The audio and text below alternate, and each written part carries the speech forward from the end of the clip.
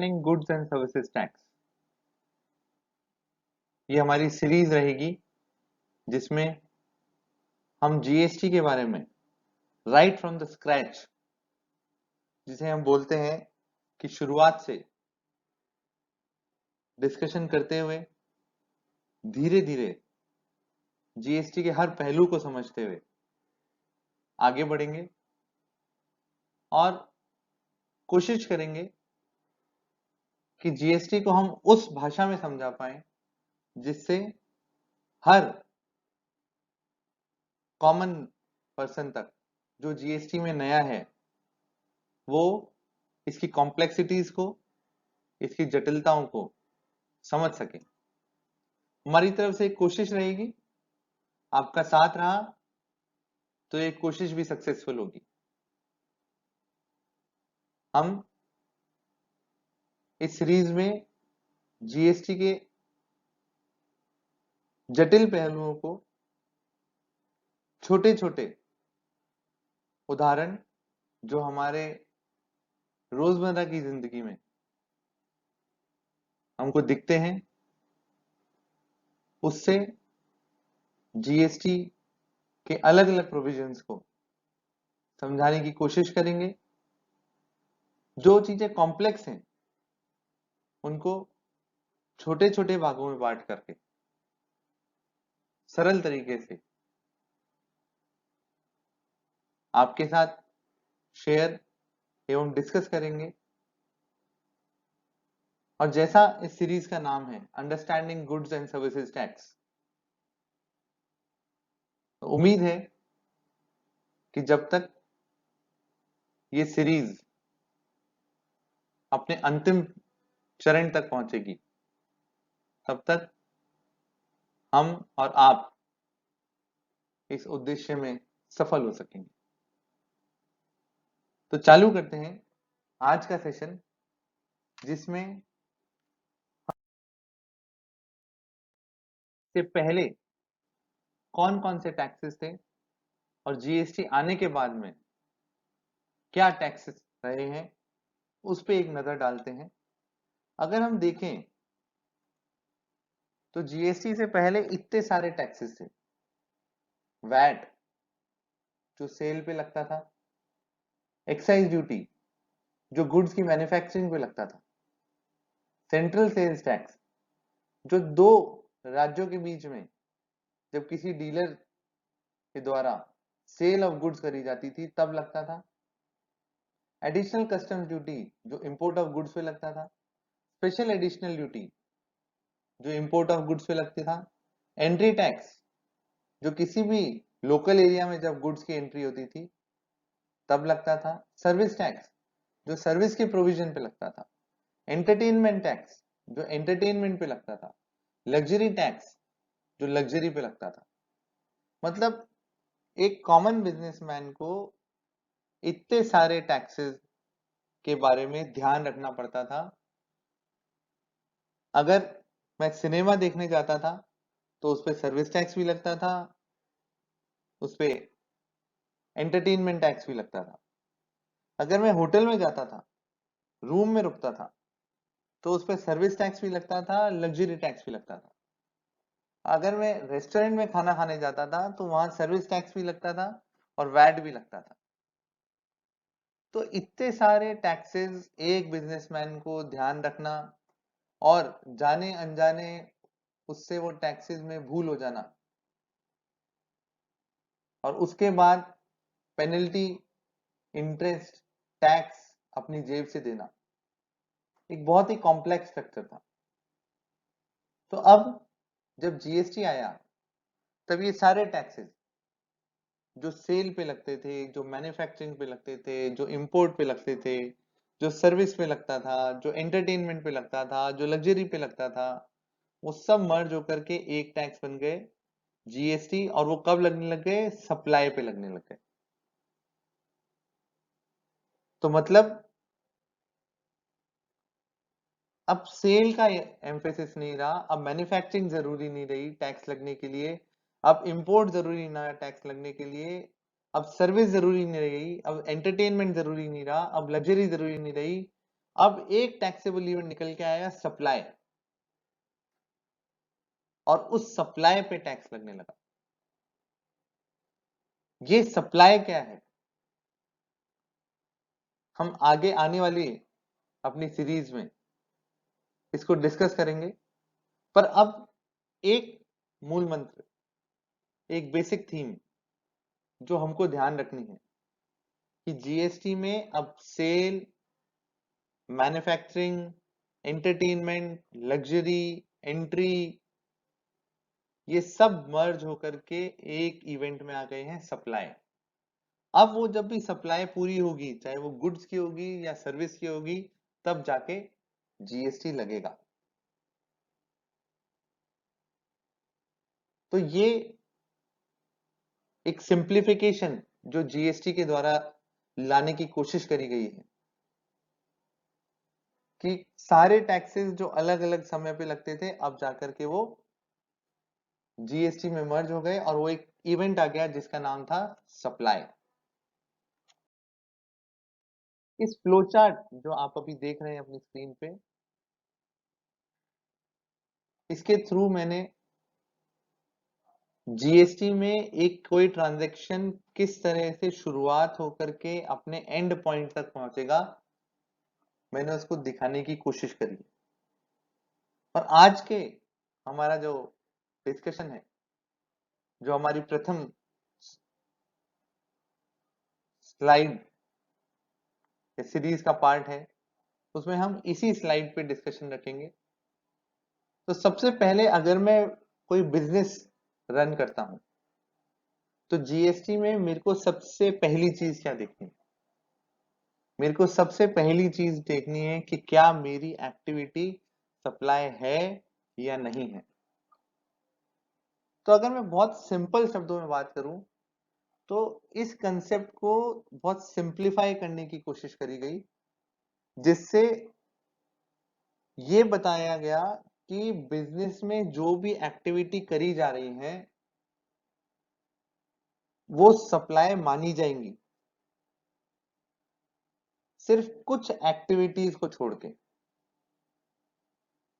अगर मैं day to day activity में बात करूं तो जो मेजर एक्टिविटी है जो मेरे को ध्यान होनी चाहिए कि जो सप्लाई में शामिल नहीं होती, तो पहला थंब रूल है कि मेरी बिजनेस की सारी एक्टिविटीज, चाहे वो सेल हो, चाहे सर्विस हो, चाहे जॉब वर्क हो, वो सब मेरा सप्लाई माना जाएगा। क्या चीज सप्लाई नहीं माना जाएगा? पहला, अगर मैंने शेयर्स खरीदे और बेचे हैं तो शेयर खरीदना और बेचना, चाहे उसमें कितना ही बड़ा आपका ट्रांजैक्शन हो, वो सप्लाई की डेफिनेशन में नहीं आएगा। दूसरा, मनी का लेन देन, मतलब मैंने किसी को लोन दिया है अगर 50 लाख रुपए, तो वो सप्लाई नहीं माना जाएगा। हालांकि उस लोन पे मिलने वाला इंटरेस्ट जो होगा वो सप्लाई माना जाएगा, पर मैंने किसी को लोन दिया है वो सप्लाई में नहीं आएगा। तीसरा, सैलरी, अगर किसी की सैलरी इनकम है तो वो सप्लाई की डेफिनेशन में नहीं आएगी, उस पर जीएसटी नहीं लगेगा। चौथा, अगर मैंने जमीन बेची है तो जमीन बेचना क्योंकि इमूवेबल प्रॉपर्टी है तो उसको सप्लाई के परव्यू से बाहर रखा गया है। पांचवा, अगर मैंने बना बनाया मकान बेचा है जिसके बनते हुए मैंने किसी से एडवांस नहीं लिया था, मैंने खुद ने वो पहले पूरा मकान बनाया बिना किसी से बुकिंग करे हुए, और बना बनाया मकान मैंने किसी को बेचा है, तो वो सप्लाई में नहीं आएगा। तो अगर मैं ब्रॉडली बात करूं, स्पेसिफिक हम आगे डिस्कशन करेंगे, तो मेरी बिजनेस की हर एक्टिविटी सप्लाई में आएगी, सिर्फ 5 चीजों को छोड़ के। पहला, मनी। दूसरा, सिक्योरिटीज। तीसरा, सैलरी इनकम। चौथा, जमीन बेचना। और पांचवा, construction of building. Sale of completed building, not construction of building, sale of completed building. और भी कुछ चीजें हैं जो सप्लाई की डेफिनेशन से बाहर है, पर हम उनको स्पेसिफिकली आगे डिस्कस करें। तो ये 5 चीजें ब्रॉडली जो है जो सप्लाई में शामिल नहीं होती। अगर इन 5 चीजों को छोड़ के मेरा जो टर्नओवर है, अगर मैं स्टेट में ही बेच रहा हूं तो 40 लाख रुपए, अगर मैं सर्विसेज की सप्लाई करता हूं तो 20 लाख रुपए, पर अगर मैं इंटरस्टेट गुड्स को सप्लाई करता हूं तो बिना किसी थ्रेशोल्ड के, अगर वो इस लिमिट को क्रॉस होता है तो मेरे को रजिस्ट्रेशन की जरूरत पड़ेगी। तो ब्रॉडली अगर मैं इंटरस्टेट एक स्टेट से दूसरे स्टेट में माल बेच रहा हूं तो कोई थ्रेशोल्ड लिमिट नहीं है। अगर मैं विद इन अ स्टेट माल बेच रहा हूं तो 40 लाख रुपए से ऊपर के टर्नओवर पे, और अगर मैं सर्विसेज की सप्लाई कर रहा हूं तो 20 लाख से ऊपर के टर्नओवर पे, चाहे वो services supply with in state हो चाहे इंटर स्टेट हो। उसमें गुड्स की तरह ऐसा नहीं है कि मैं इंटर स्टेट अगर सर्विस की सप्लाई करूंगा तो थ्रेशोल्ड नहीं है। गुड्स के केस में इंटर स्टेट सप्लाई पे थ्रेशोल्ड नहीं है, पर सर्विसेज के केस में चाहे वो इंटर स्टेट हो चाहे इंट्रा स्टेट हो,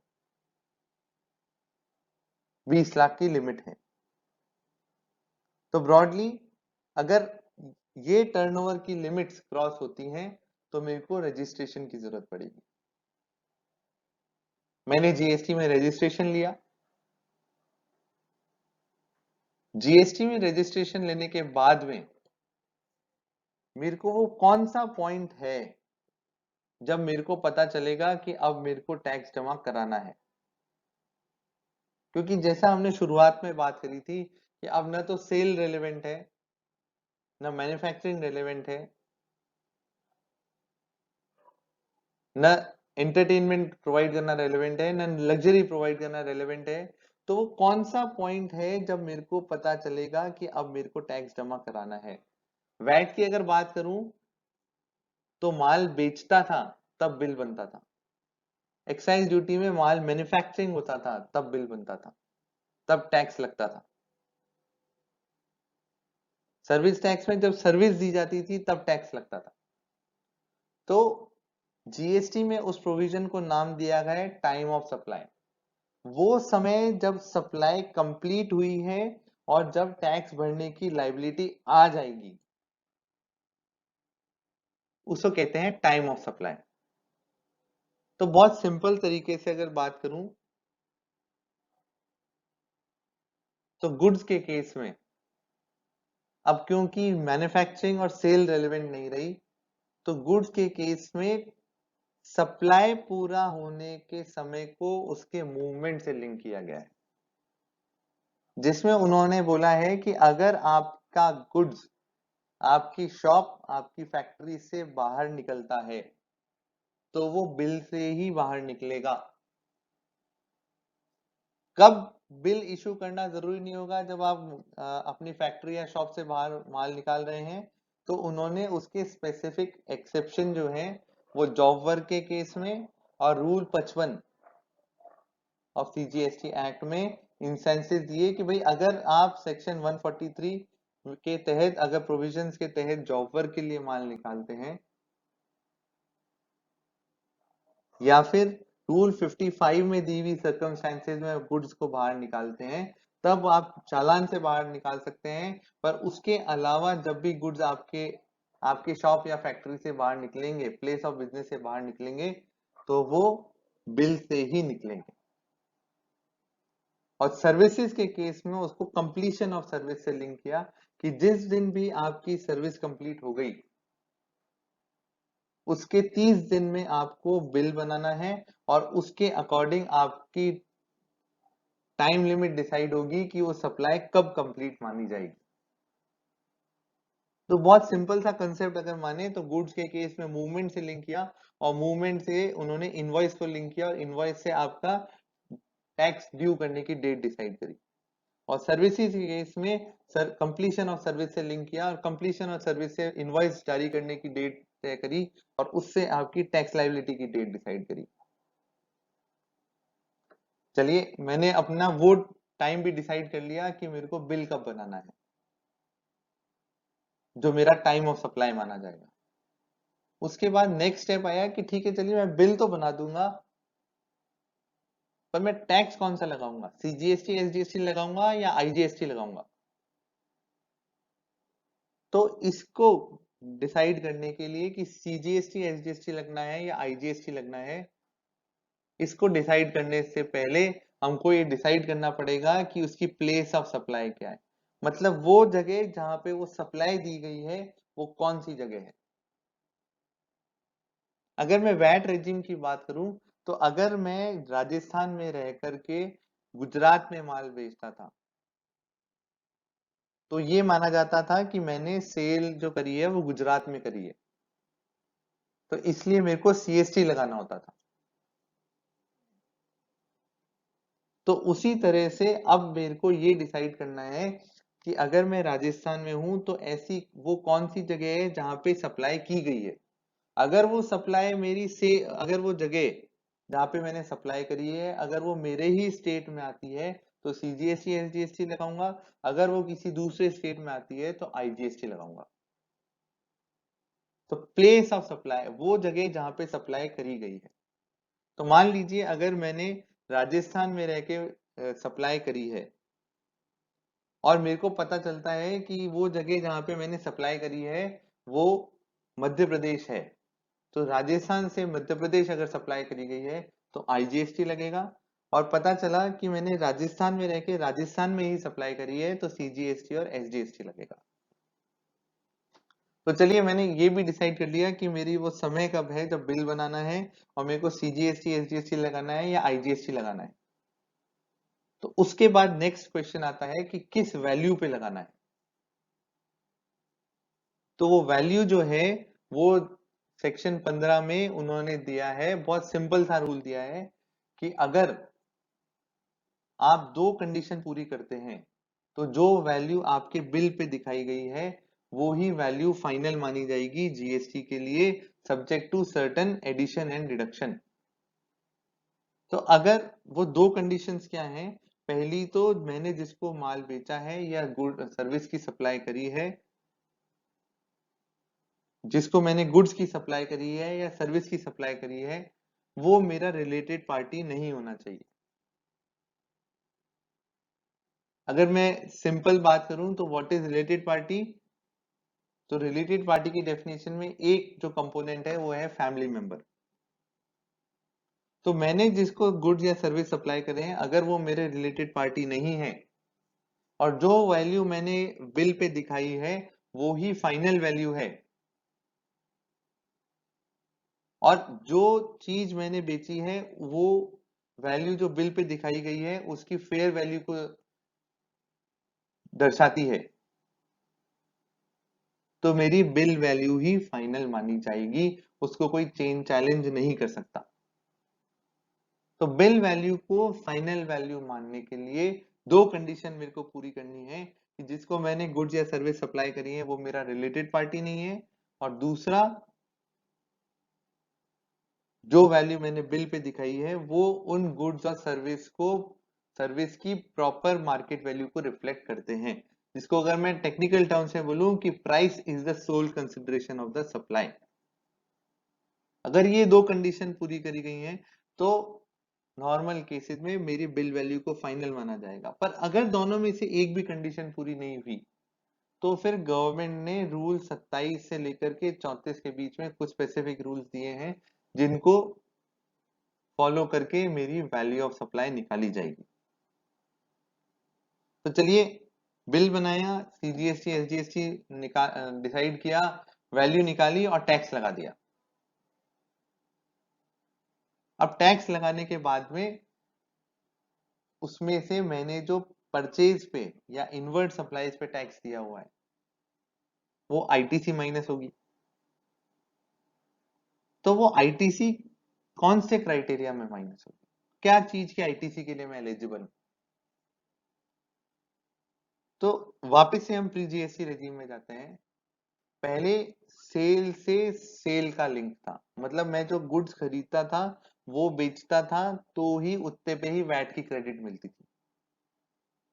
मैन्युफैक्चरिंग में जो चीजें काम आती थी उसका ही क्रेडिट मेरे को एक्साइज में मिलता था। सर्विसेज के लिए जो इनवर्ट सप्लाईज होती थी, जो सर्विस देने में काम आती थी, उसका क्रेडिट मेरे को सर्विस टैक्स में मिलता था। तो सेल से सेल का लिंक था, मैन्युफैक्चरिंग से मैन्युफैक्चरिंग का लिंक था, सर्विस से सर्विस का लिंक था। पर अब जैसा हमने शुरुआत में डिस्कस किया कि मेरी बिजनेस की हर एक्टिविटी अब जीएसटी में कवर हो गई है, तो अब सेल से सेल का लिंक नहीं रहा, मैन्युफैक्चरिंग से मैन्युफैक्चरिंग का लिंक नहीं रहा, सर्विस से सर्विस का लिंक नहीं रहा, अब बिजनेस का बिजनेस से लिंक हो गया। मतलब जो चीजें मेरे बिजनेस में काम आएंगी उसका मेरे को क्रेडिट मिलेगा, और जो चीजें सप्लाई करके मेरे को बिजनेस में इनकम होगी उस पर टैक्स लगेगा, और दोनों का नेट ऑफ मेरे को जमा कराना पड़ेगा। तो थंब रूल की बात करूं तो जो बिजनेस में जो भी मेरे खर्चे हैं, जैसे परचेज है, फ्रेट है, स्टेशनरी है, ऑफिस एक्सपेंसेस है, ये सब है, इन सब की क्रेडिट मेरे को मिलेगी, क्योंकि अब बिजनेस से बिजनेस का लिंक है। Inward supplies of business are eligible for ITC, and all outward supplies except for certain exclusions they are treated as supply. तो अब मेरे को बिजनेस की सारी इनवर्ड सप्लाईज पे क्रेडिट मिलेगा, सब्जेक्ट टू कुछ एक्सक्लूजन जो उन्होंने सेक्शन 17 और सेक्शन 18 में दिए हैं। तो सिंप्लीफिकेशन हुआ कि अब बिजनेस पे टैक्स का बर्डन नहीं लगेगा, क्योंकि बिजनेस को हर टैक्स का क्रेडिट मिलेगा, subject to condition in section 17 और 18। तो ये एक बहुत बड़ा बेनिफिट है जो जीएसटी में दिया गया है। तो चलिए, मैंने आउटपुट टैक्स में से मेरी आईटीसी माइनस कर दी, तो उसके बाद मैं करूंगा payment of taxes. Payment of taxes में इन आईजीएसटी की क्रेडिट मेरी आईजीएसटी के आउटपुट लायबिलिटी, सीजीएसटी के आउटपुट लायबिलिटी और एसजीएसटी के आउटपुट लायबिलिटी में माइनस हो सकती है। सीजीएसटी की क्रेडिट जो है वो मेरी आईजीएसटी की आउटपुट लायबिलिटी और एस सीजीएसटी के आउटपुट लायबिलिटी में माइनस हो सकती है, और एसजीएसटी की क्रेडिट मेरी आईजीएसटी के आउटपुट लायबिलिटी और एसजीएसटी के आउटपुट लायबिलिटी में माइनस। पर सीजीएसटी की क्रेडिट एसजीएसटी के आउटपुट लायबिलिटी में से और एसजीएसटी की क्रेडिट सीजीएसटी के आउटपुट लायबिलिटी में से माइनस नहीं हो सकती। तो I can be adjusted against I, C और S. C can be adjusted against I and C, and S can be adjusted against I and S. But C cannot be adjusted against S, and S cannot be adjusted against C. Centre और state का tax हम एक दूसरे के against में adjust नहीं कर सकते, आईजीएसटी को हम किसी के अगेंस्ट में भी एडजस्ट कर सकते हैं। तो ये एडजस्टमेंट के रूल्स ध्यान रख करके मैं टैक्स पे करूंगा, और टैक्स पे करके मैं अपना रिटर्न फाइल करूंगा। रिटर्न जो है, पहले जीएसटीआर 1, 2 और 3 आ रहे थे, फिर उसके बाद आज की तारीख में जीएसटीआर 3 भी और जीएसटीआर 1 है, और एनुअल मेरे को जीएसटीआर 9, 9A या 9C भरना होता है, और अगर कंपोजिशन डीलर हूं तो मेरे को सीएमपी 08 और जीएसटीआर 4 फाइल करना पड़ता है। तो रिटर्न्स के बाद में मेरा असेसमेंट पार्ट आएगा। असेसमेंट के लिए गवर्नमेंट ने अलग से रूल्स ले डाउन करे हैं, सेक्शन 59 से लेके सेक्शन 66 तक, और सेक्शन 73 और 74 में। अगर मेरा असेसमेंट हुआ और मेरे को उसमें कोई डिमांड नहीं निकली तो मेरा असेसमेंट कंप्लीट हो गया, या डिमांड निकली तो मैंने उसको पे कर दिया तो असेसमेंट कंप्लीट हो गया। और असेसमेंट हुआ, डिमांड निकली and I am not satisfied with the order, then I will file an appeal.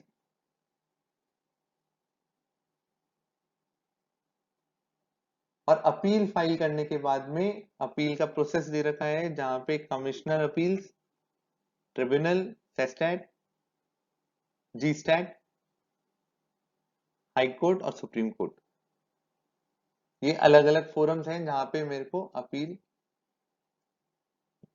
दायर करने का एक मैकेनिज्म दिया गया है। तो ये बेसिकली फ्लो चार्ट है जो पूरे ट्रांजेक्शन को एक ओवरव्यू देता है, और हमने ब्रॉड बेसिस पे without going into specific provisions एक आसान तरीके से फॉर स्टार्ट हमने इसको समझाने की कोशिश करी है। तो किस तरह से एक ट्रांजेक्शन जो सप्लाई है उससे मेरे को एग्रीगेट टर्नओवर देखना है, उसके एग्रीगेट टर्नओवर से मेरे को रजिस्ट्रेशन की लायबिलिटी देखनी है, रजिस्ट्रेशन की लायबिलिटी से मेरे को पता करना है कि रजिस्ट्रेशन लेने के बाद मेरे को टैक्स लायबिलिटी भरने का समय कब आया है। जब टैक्स लायबिलिटी भरने के लिए बिल रेज करूंगा तो उस समय देखना है कि मेरी कौन सी जगह है जहां पे मैंने वो सप्लाई करी है, उससे मेरा सेंट्रल जीएसटी, स्टेट जीएसटी या आईजीएसटी डिसाइड होगा। उसके बाद वैल्यू डिसाइड करनी है कि किस वैल्यू पे टैक्स लगना है। आउटपुट टैक्स लगने के बाद कौन सी मेरी आईटीसी है जिसके लिए मैं एलिजिबल हूँ, आउटपुट में से इनपुट माइनस करके टैक्स पे करने हैं।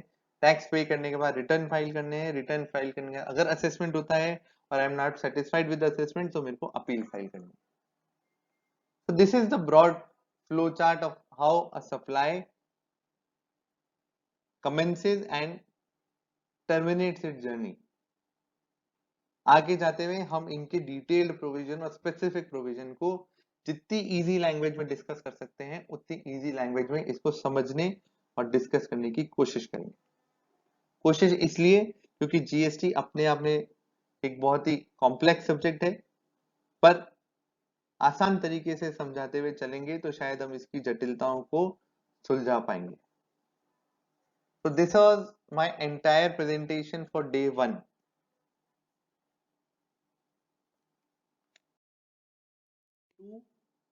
We would be starting off with supply under section 7 of CGST Act.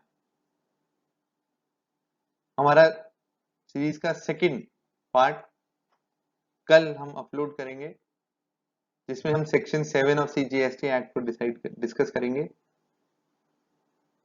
और धीरे धीरे छोटे छोटे भागों में डिस्कस करेंगे ताकि हम उसको समझ सकें, समझ करके एक फर्म ग्राउंड बना करके फिर हम आगे बढ़ सकें। हो सकता है कि हमारा ये सीरीज और आपका और हमारा साथ कुछ लंबा चले, पर जैसा बोलते हैं